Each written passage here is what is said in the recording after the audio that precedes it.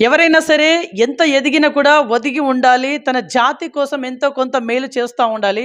ఇప్పుడు అదే కోవకి చెందారు గుర్రాల రవీందర్ గారు.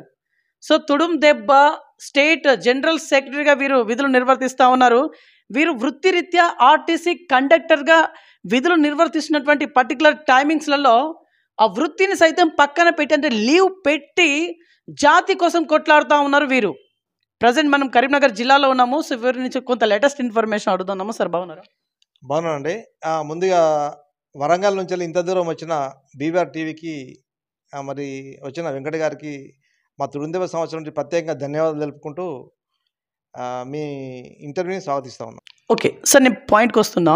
మీరు యాక్చువల్లీ ఆర్టీసీ కండక్టర్. మీ వృత్తి అయినటువంటి ఈ జాబ్‌ని పక్కన పెట్టి అంటే లీవ్ పెట్టి మరి మీ జాతి కోసం కొట్లాడుతా ఉన్నారు. యాక్చువల్లీ మీకు కలిగినటువంటి అసంతృప్తి ఏంటిది? ఏదైతే ఆ సమాజం నుంచి ఆదివాసీ తెగన మారుమూల ప్రాంతం నుంచెళ్ళి ఇక్కడికి వచ్చి మేము అంగిలాగా దొరికి బతకడానికి కారణం ఏంటంటే మా సమాజం, మా జాతి. అట్లాంటి జాతిలో పుట్టినప్పుడు ఖచ్చితంగా జాతి కోసం మనకు తోచినంత విధంగా ఎంతో కొత్త మనం అభివృద్ధి చేసే ప్రయత్నంలో, మెరుగుపరిచే ప్రయత్నంలో భాగంగానే ఖచ్చితంగా చేయాల్సి వస్తుంది. దీంట్లో ఆటపాటలు కూడా ఉండొచ్చు. కానీ అన్నింటినీ బేర్ చేసుకుంటూ ఎన్నో ఇబ్బందులు గురైనా కానీ మా జాతి కోసం 100% పనిచేసే ప్రయత్నంలో ఉన్నాం మేము. ఓకే. తుడుం దెబ్బ రాష్ట్ర ప్రధాన కార్యదర్శిగా మీరున్నారు. సార్ ఏం గమనించిల్లు మీరు? మీ సంస్థలో ఎలాంటి ఏమన్నా ప్రాబ్లమ్స్ ఉన్నాయా? వాటిని ఏ రకంగా రెక్టిఫై చేస్తా ఉన్నారు? మీరు ఇప్పటిదాకా గమనించినటువంటి విశేషాలేంటి? మేము దాదాపు తుడుందెబ్బ అనేది 1996లో ఎస్టాబ్లిష్ అయింది. అది ఒక కుల సంఘంగా. దాన్ని దృష్టిలో పెట్టుకొని ఏదైతే ఆ సంఘం ఉందో అప్పుడు విద్యార్థి దశ నుంచి దీంట్లో పనిచేస్తూ ఉన్నాం. ఎందుకు అంటే హాస్టల్లో వండుకుంటూ జాతిని అవేర్నెస్ చేసే ప్రయత్నం చేస్తూ ఉన్నాం. ఏ ప్రభుత్వం వచ్చినా, ఎన్ని తలరాత రాసినా, ఏం జరిగినా ఎక్కడి గొంగళి అక్కడే ఉంది ఆదివాసుల పరిస్థితి. ఇవాళ మారుమూల ప్రాంతంలో జంగల్లో ఉండి విద్యకు, వైద్యానికి, పథకాలకు దూరమై పూర్తి స్థాయిలో అసంతృప్తిలో ఉన్నది. ఆ అసంతృప్తి కలగద్దు, అసంతృప్తిని తీసుకుపోయి ప్రభుత్వం ముందర పెట్టి మా సమస్యలు పరిష్కరించండి అని చెప్పి మొదటికెళ్ళి అప్పటి నుంచి కొట్లాడుకోవడానికి తుడుందెబ్బ. తుడుందెబ్బ అనేది ఒక ఇన్స్ట్రుమెంటు, అదేంది ఒక వాయిద్యం. అట్లాంటి వాయిద్యంతో ఏదైతే మా అప్పుడున్న పరిస్థితి లోపల కమ్యూనికేషన్ లేదు కాబట్టి ఆ వాయిద్యం ద్వారా ఏం జరిగినా మంచి జరిగితే మంచి, పెళ్ళి అయితే ఒక వాయిద్యము, చనిపోతే ఒక వాయిద్యము, ఇంకొక ఫంక్షన్ అయితే ఇంకొక వాయిద్యం. ఆ రకంగా ఇలా పూర్తి స్థాయిలో కమ్యూనికేషన్ కోసం వాడుకున్న తుడుందెబ్బని బేస్ చేసుకొని ఇవాళ ఖచ్చితంగా జాతి కోసం ప్రయత్నం చేసేలో భాగంగా మేము పోరాటాలు చేస్తున్నాం. ఓకే. గత ప్రభుత్వంతో పోలిస్తే ఇప్పటి ప్రభుత్వం మీకు మేలుని ఏ ప్రభుత్వం కలగజేశాయి? ఇప్పుడు మేమైతే ఒకటి బ్రదర్, ఇప్పుడు ఏమనుకుంటున్నామంటే గత ప్రభుత్వం అయితే మా ఆదివాసీలను నట్టడలు ముంచేసింది. ఎందుకంటే 100%. ఎందుకంటే ప్రభుత్వం రాగానే మేమే అనుకున్నామంటే నీళ్లు, నియామకాలు, నిధులు అంటే ఇవాళ ఆదివాసులు బతుకులు బాగుపడతాయని చెప్పి మేము కూడా ఉద్యమాలు పాల్గొన్నాం, ఉద్యమాలు చేసినాం, అన్ని ప్రజా సంఘాలు కలుపుకొని ఉద్యమాలు చేసినాం. తెలంగాణ ఉద్యమంలో మీరు ఉన్నారా? 100% మేము ఉన్నాము. ఉద్యమాలు పూర్తి కీలక పాత్ర పోషించిన మేము ఉద్యమాలు చేసినాం. అట్లాంటి పరిస్థితుల లోపల ఆదివాసులకు ఎక్కడ కూడా తెలంగాణ ప్రభుత్వం లోపల మాకు న్యాయం జరగలేదు. ఎందుకంటే ప్రభుత్వం రాగానే జలగలంచ లోపల ఒక ఆదివాసీ తెగకు వాళ్ళు జీవనోపాధి చేసుకొని వ్యవసాయం చేసుకున్న తరుణంలో అప్పుడు ఆ ప్రభుత్వంలో ఉన్న పొలిటికల్ నాయకులు వాళ్ళు చేసే కట్టె స్మగ్లింగ్ను తట్టుకునే ప్రయత్నం లోపల, అడ్డుకునే ప్రయత్నం లోపల వాళ్ళ మీద నిర్వీర్యం కేసులు పెట్టి ఆదివాసులను బట్టలు ఇప్పి చెట్ల కొట్టిన తరుణం. అప్పుడు దేశమంతా కోడే కూసింది. అయినా ఈ ప్రభుత్వానికి ఇట్లాంటి అంటే నిందితులను ఏం చేయలేదు, ఆదివాసులకు ఏం న్యాయం జరగలేదు. అట్లాంటి పరిస్థితి లోపల మేము ఆ ప్రభుత్వాన్ని ఎట్లా యాక్సెప్ట్ చేస్తాం? చేయం కదా. కాబట్టి మాకు గత ప్రభుత్వం దీన్ని పోల్చుకుంటే ఇప్పుడు ప్రభుత్వం ఎంతో కొంత మెరుగనుకుంటున్నాం. ఎందుకంటే ఇప్పుడు గౌరవ ముఖ్యమంత్రి రేవంత్ రెడ్డి గారు పిలుస్తున్నాడు, సమస్యలు ఏమున్నా చెప్పమంటున్నాడు. ఆ సమస్యలను తీసుకుపోయే ప్రయత్నం లోపల మేము ప్రయత్నం చేస్తూ ఉన్నాం. జాతికి ఏ సమస్యలు ఉన్నాయి, ఎట్లా ఉన్నాయని ఆలోచనతో. ఓకే. ఇప్పుడు మీ జాతికి ఏం సమస్యలు ఉన్నాయి? సూటిగా చెప్పండి. 1 by 1 చెప్పండి సూటిగా. ఒకటి, తెలంగాణ ప్రభుత్వంలో జీవో నెంబర్ 3ని మంటలా కలిపేసిండ్రు. దాని మీద సుప్రీంకోర్టు అన్యాక్రాంతంగా కరోనా పీరియడ్ లోపల ఎక్కడ వ్యవస్థ లేని పీరియడ్లో సుప్రీంకోర్టు ద్వారా కేంద్ర ప్రభుత్వము ఒక కుట్ర పని జీవో నెంబర్ 3ని మొత్తం మంటలో కలిపేసింది. అదే తరుణం లోపల పోడు భూములకు సంబంధించి అదే సర్వే నెంబర్, సేమ్ అదే సర్వే నెంబరు, ఆ సర్వే నెంబర్లో నాన్ ట్రైబర్లు 1000 ఎకరాలు కొట్టుకుంటే కూడా వాటి మీద కేసులు లేవు. అదే సర్వే నెంబర్లో ఆదివాసులు కొంచెం వ్యవసాయం చేసుకోవడానికి ఒక 10-20 గుంటలు, ఒక ఎకరం భూమి వ్యవసాయం చేసుకుంటే కేసులు పెట్టి జైల్లో పంపించిండ్రు. దాని దాఖలాలు ఇలా మీరు కొంచెం వెరిఫై చేసినట్టే కాకినాడలో ఒక గుడ్ల తోట్ల గుడ్ల మందని కదా వేసినట్టు వేసి అన్న పెట్టిండ్రు. ఆ రకంగా ఇబ్బంది పెట్టిండ్రు. ఖచ్చితంగా దానికి అలా గత ప్రభుత్వం ఫలితాన్ని అనుభవించింది. మరి అదే విధంగా ఈ ప్రభుత్వాలు కూడా ఆదివాసీల పక్షాన ఆదివాసీ సమస్యల మీద పరిష్కారం చూపకుంటే, అభివృద్ధి చూపకుంటే ఖచ్చితంగా మరి అట్లాంటి పరిణామాలు ఎదుర్కోవాల్సిన పరిస్థితి ఏర్పడుతుంది. సార్ ఇక్కడ ఉమ్మడి కరీంనగర్ జిల్లాలో మీ సంఖ్యాబలం ఎంత ఉంది? మీ కులం యొక్క సంఖ్యాబలం ఎంత ఉంది? అలాగే కరీంనగర్ వరకు మీ సంఖ్యాబలం ఎంత ఉంది? ఓన్లీ కరీంనగర్ లోపల దాదాపు మేము ఒక 30,000 మెంబర్స్ ఉంటారు. అంటే చిన్న చిన్న ఉద్యోగాలు వాళ్ళు చేసుకొని, ఉమ్మడి జిల్లా మట్టుకైతే ఒక 2,00,000 జనాభా మాత్రం ఇక్కడ ఖచ్చితంగా ఉన్నది. 2,00,000 ఉన్నది. మంతిని మాదేపూర్లో దాదాపు ఒక 1,00,000 పైగా ఉంటుంది. మిగతా ఇప్పుడు ఉమ్మడి జిల్లా అంటే జగిత్యాల కూడా ఇటే వస్తుంది. ఆ జగిత్యాల తర్వాత పెద్దపల్లి ఈ ప్రాంతంలో చూసుకున్నట్టు దాదాపు 2,00,000 జనాభా ఉంది. అంటే ఆల్రెడీ ఎప్పుడో మాకు రిజర్వేషన్ కావాల్సిన పరిస్థితి ఉండే.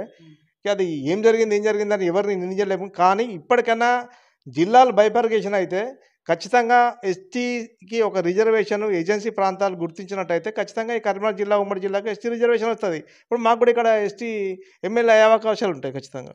ఓకే. ఎమ్మెల్యే అవకాశం ఉందని మీరు అంటా ఉన్నారు. యాక్చువల్లీ రాజకీయంగా మీ కులస్తులు వెనుక పడ్డారా? వెనుక పడేలా చేశారా? ఇప్పుడు దీంట్లో ఆదివాసుల మిత్రమా, ఇప్పుడు ఆదివాసుల దాంట్లో దాదాపు 9 తెగలు ఉన్నాయి. ఏవైతే ఈ మైనార్టీ తెగలు ఉన్నాయో, తర్వాత నాయకపొడు, తోటి, కొల్ల, మన్నెవారు, ఈ మైనార్టీ తెగలకి రాజకీయ అవకాశం రాకుండానే జరుగుతూ ఉంది. ఎక్కడైతే ఇప్పుడు దాదాపు అంటే మన వరంగల్ ప్రాంతం చూసినా కోయ ప్రభావితం ఎక్కువ ఉంటుంది. ఇప్పుడు మా మంత్రివర్యులు కూడా సీతక్క కోయనే. అక్కడ ఖచ్చితంగా వాళ్ళు రాజకీయ అవకాశాలు తీసుకుంటారు, రాజకీయం ఉంటుంది. తర్వాత ఇక్కడ ఆదిలాబాద్కి పోతే గోండు ప్రభావం ఎక్కువ ఉంటుంది. అక్కడ కూడా ఎమ్మెల్యేలు ఎంపీలు ఉంటాయి. ఈ మధ్యలో మొన్న వెడమ బొజ్జు మా విద్యార్థి సంఘాలు పనిచేసిన అబ్బాయి, ఆయన ఇవాళ పూర్తి స్థాయిలో ఎమ్మెల్యే అండి, ఖానాపూర్ ఎమ్మెల్యే. అట్లాంటి అవకాశాలు తీసుకుంటాం. అదే పద్ధతిలో మేమే ఉంటున్నాం అంటే గవర్నమెంట్కి అప్పీల్ చేస్తూ ఉన్నాం. కేటగరైజేషన్ పరంగానే అందరికీ అంటే జనరల్గా ఇప్పుడు అక్కడ ఆదివాసీలకు సంబంధించిన ఒక రిజర్వేషన్ ఉంటే అక్కడ ఇప్పుడు కోయ కాకుండా నాయకపొడికి ఇచ్చే అవకాశం నెక్స్ట్ సీటు. అట్లాంటి ప్రయత్నం చేసినట్టు అందరికీ సమభాగంలో న్యాయం జరుగుతుందని మా ఆలోచన. ఓకే. మీ గురించి ఏం చెప్తారు ఇక్కడ కరీంనగర్ గురించి? మీరు కరీంనగర్లో ఏమన్నా కార్పొరేషన్ బరిలో దిగే అవకాశం ఉందా? కరీంనగర్లో 100% మనకేమైనా అవకాశం ఉన్నట్టుంటైతే ఖచ్చితంగా బరిలో తిరిగే ఆలోచన అయితే ఉంది. 100% ఉంది. ఓకే. ఈసారి ఎస్టీ రిజర్వేషన్ వస్తే ఖచ్చితంగా దిగుతా అంటున్నారు. కానీ ఏం చెప్పి ఓట్లు అడుగుతారు?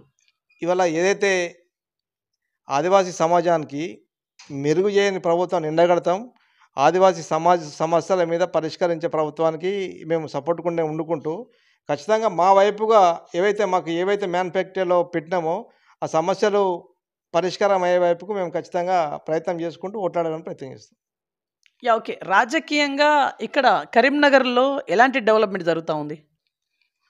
ఇప్పుడు గత ప్రభుత్వం కానీ 100% మేలే. ఎందుకంటే ఇప్పుడు ప్రభుత్వం రాగానే రేషన్ కార్డుల మీద పడ్డది. తర్వాత ఏదైతే ఈ ఇందిరమ్మ కమిటీ, గ్రామ కమిటీ వేసి ఇందిరమ్మ ఇళ్ళ కోసం కమిటీ వేస్తూ ఉన్నారు. అంటే ఎంతో కొంత గత ప్రభుత్వాన్ని దీనికి పోల్చినట్టయితే అభివృద్ధి అయితే కనబడతా ఉంది. కాకపోతే ఏంటంటే ఈ స్మార్ట్ సిటీ అవి అని చెప్పి విపరీతమైన నిధులు దుర్వినియోగం అయినాయి.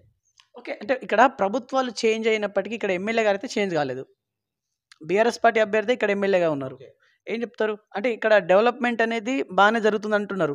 అంటే గత ప్రభుత్వంలో ఉన్నటువంటి కొంతమంది ఎమ్మెల్యేలు బాగానే చేస్తున్నట్టు అనుకోవాలా? అయితే మేము అది అనడానికి లేదు. కాకపోతే అది రాజకీయం అంటేనే ఓట్ బ్యాంక్ రాజు, మనీ మాఫియా అన్న ఉద్దేశంగానే ఈ కరీంనగర్ లోపల గత ఇన్ని సంవత్సరాలుగా ఎమ్మెల్యే గారు ముందుకు రావడం జరిగింది తప్ప ప్రజలకి పూర్తి స్థాయిలో డెవలప్ చేసిన దాఖలు అయితే లేవు. ఎందుకంటే ఇలా గుట్టలన్నీ వాళ్ళే, క్వారీస్ అన్నీ మొత్తం ఇలా ఎక్కడ చూసినా మీ ఇట్లా ఒకసారి మాతో వస్తే చూపిస్తాము. బద్దిపల్లి, బావుపేట, ఆ క్వారీస్ అన్నీ బొందరగడ్డలు అయిపోయినాయి.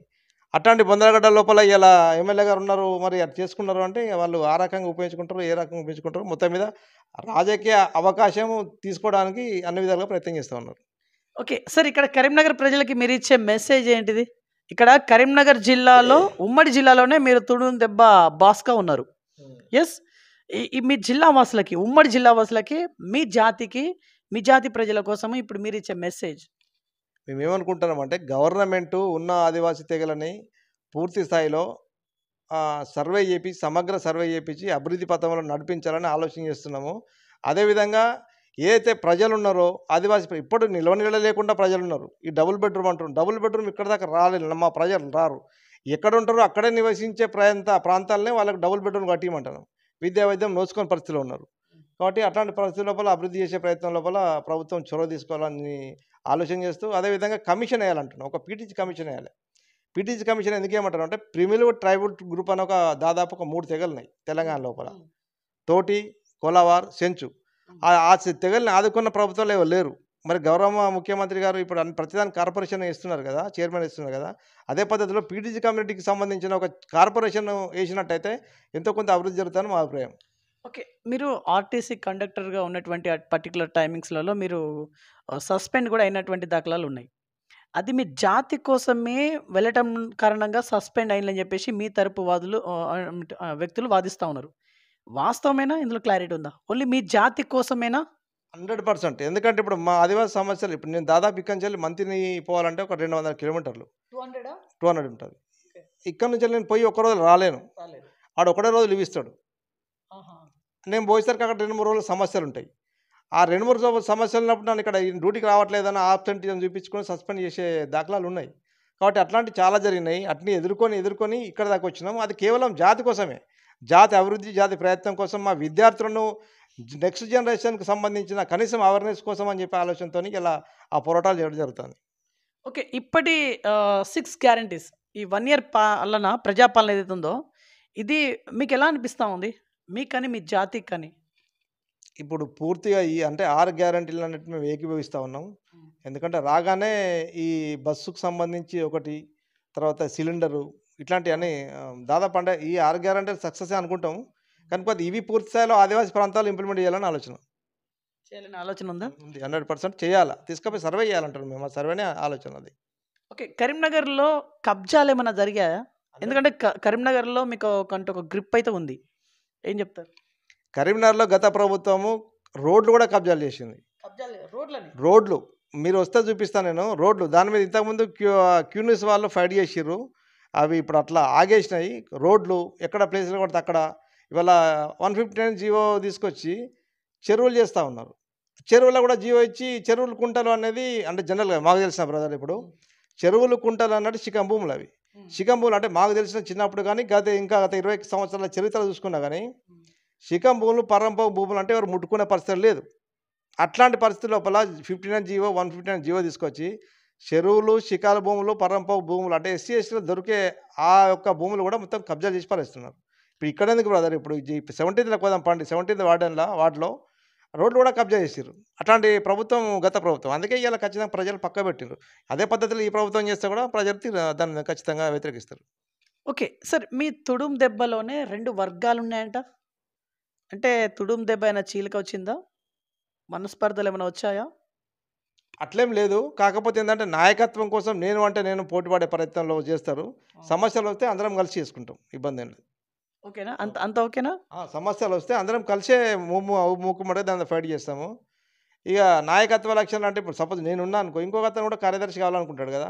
అట్లాంటి పరిస్థితుల్లో చిన్న పొరపచ్చాలు ఉంటాయి. వాటిని కామన్గా మేము సర్ది చెప్పుకునే ప్రయత్నం చేస్తాం. ఓకే.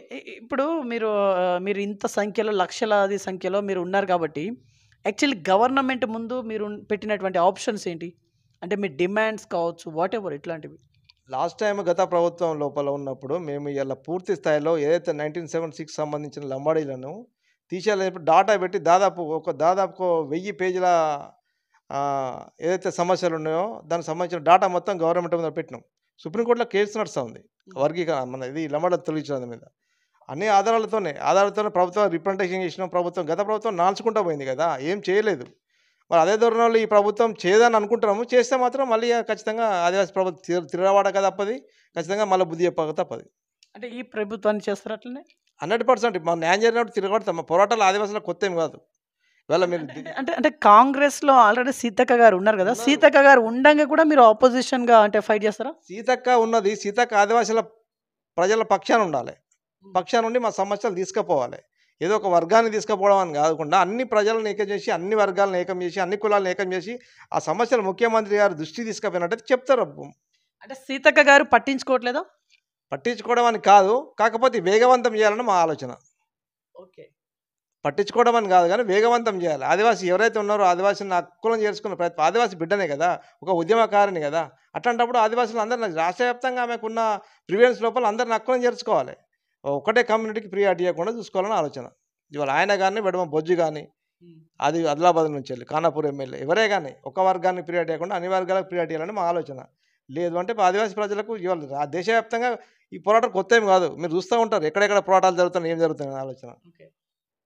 లాస్ట్ అండ్ ఫైనల్ ఏం చెప్పి ముగించాలనుకుంటున్నారు? ఫైనల్ వన్, ఇంకా కరీంనగర్ జిల్లా వాసులకే కావచ్చు, లేకుంటే మీ స్టేట్లో ఉన్నటువంటి మీ జాతికే కావచ్చు, లేకుంటే గవర్నమెంట్కే కావచ్చు, వాట్ ఎవర్, ఫైనల్ ఏం చెప్పి ముగిస్తారు? ఏం లేదు బ్రదర్, ఇప్పుడు ఒకటే మేము అనుకునేది అంటే గత సంవత్సరాలు ఇన్ని సంవత్సరాల నుంచి ఎక్కడి గొంగడి అక్కడే ఉన్నట్టు అందరినీ ద్రాక్ష పండ్లలాగానే ఆదివాసీ సమస్యలు మిగులుతూ ఉన్నాయి. కాకపోతే ఇప్పుడు ఈ ప్రభుత్వమైనా, ఎందుకంటే 1976లా మధ్యాంతరంగా లంబాడీలను పట్టిన ఉన్నాను అంటే ఎట్లాంటి అథెంటిక్ లేకుండా కలపబడ్డది. అదే పద్ధతిలో అది సర్దించుకునే ప్రయత్నం ఇప్పుడు ఇదే కాంగ్రెస్ ప్రభుత్వానికి వచ్చింది. కనుక మేమేమంటున్నామంటే ఆ ఆదివాసీ సమస్యల్ని పూర్తి స్థాయిలో ఈ ప్రభుత్వం పరిష్కరించే ప్రయత్నం చేయాలని మేము ఇలా గౌరవ ముఖ్యమంత్రి గారికి చెప్తా ఉన్నాం మీ ద్వారా. అదే పద్ధతిలో ఇవాళ రాష్ట్ర ప్రజలు కూడా అంతే, రాష్ట్ర ప్రజలు కూడా ఇప్పటికి కూడా మారుమూల ప్రాంతాల లోపల గుడ్డలు లేని పరిస్థితిలో ఉన్నారు, విద్య వైద్యం అందం దూరని పరిస్థితిలో ఉన్నారు. ఇవాళ మీరు చూస్తారు కదా, వేరే రాష్ట్రాలు అయితే మన దగ్గర ఇంకా మన అదృష్టం ఏంటంటే ఈ డోలీలు తీసుకుపోతలేరు. సమస్య ఏమైనా వచ్చింది అనుకో, సపోజ్ ఆపద వచ్చింది అనుకో, ఆంధ్రాలో అయితే డోలీలు తీసుకుపోతా ఉన్నారు. మన దగ్గర అట్లాంటివి లేదు. కానీ ఇంకా కొంచెం మెరుగైన అవకాశాలు కల్పించాలని చెప్పి ఇలా రాష్ట్ర ప్రజల తరపున నేను చెప్తాను ప్రభుత్వానికి. రైట్. సో ఇది ఇవాల్టి ఇన్ఫర్మేషన్. చూస్తున్నాను నేను BVR TV news. Until then bye, take care.